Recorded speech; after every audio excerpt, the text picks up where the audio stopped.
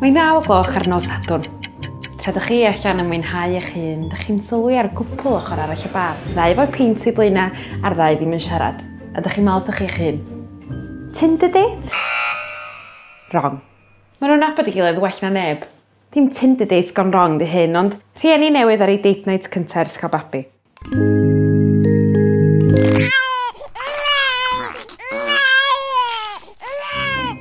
O date night cyntaf ni ar ôl cael babi bach o flop achos ath o chydig bach fel hyn.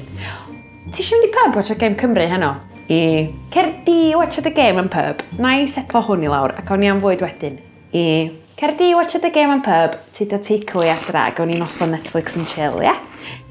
Fo'n dod adra pub efo takeaway a fi di disgyn I gysgu'n barod. So oedden ni'n benderfynol gael noson ddar nos Sadwrn wedyn.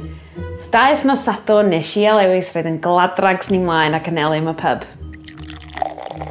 A dyna lle ath hi'n awkward.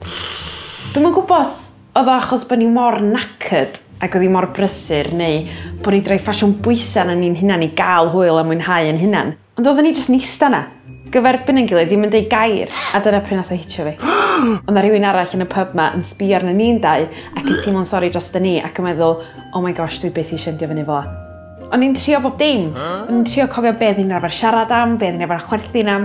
Nes I hyd yn oed trio fflirtio. Oh my god, dylai chdi di gweld y stein nath boob milk fi reid ar top fi gyna, oedd o'n huge.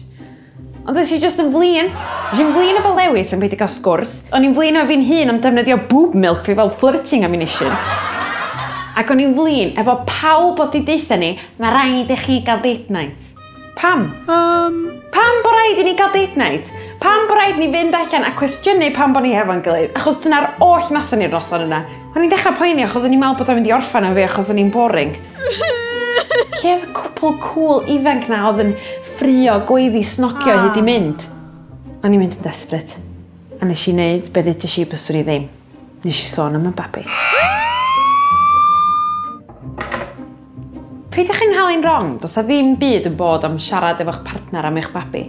Ond pan dyna'r unig beth da chi wedi gwneud am y misoedd dwytha, mae'n deg deud bod chi eisiau newid sgwrs. A munud nes I ddechrau, do'n I wedi stopio.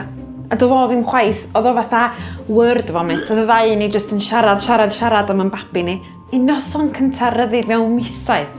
Ac i lle mynd yn googliau dros yn gilydd, oedden ni'n mynd yn googliau dros yn babi. Ar ôl 2 awr a peint a hanner, oedden ni wedi dechrau dal hi. Hynny yw, o'n i'n slyrio ac oedd Lewis yn hollol hyper. Oedden ni'n teimlo fatha ni eto. Fersiwn hollol lame a really grown up ono ni, ond ni. So what os da ni ddim yr cwpl na oedd yn siarad am music a sriracha ddim mwy. A rwan da ni'n siarad am punanis a mastitis. Mae'n cadw ni'n siarad, a dyna sy'n bwysig.